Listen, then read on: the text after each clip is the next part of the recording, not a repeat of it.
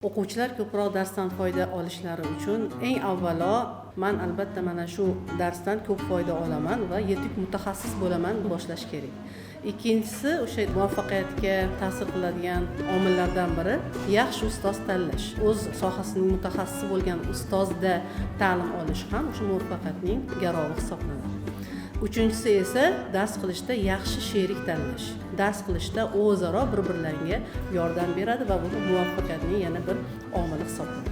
Keyingisi esa insonga ovqat qanday zarur bo'lgani kabi dars qilishni ham o'sha kun tartibiga kirgizib qo'yish kerak. Ya'ni ayni inson o'ziga xos va mos bo'lgan bir vaqtni tanlab, ana shu vaqtda eng kamida 2-3 soat dars qilish kerak va bu har kuni muntazam bo'lish kerak.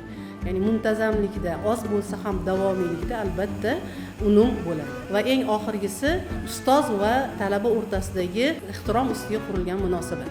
Ya'ni ustoz ham talabalarni o'sha yaxshi ko'rish kerak, talabalar ham ustozni yaxshi ko'rish kerak.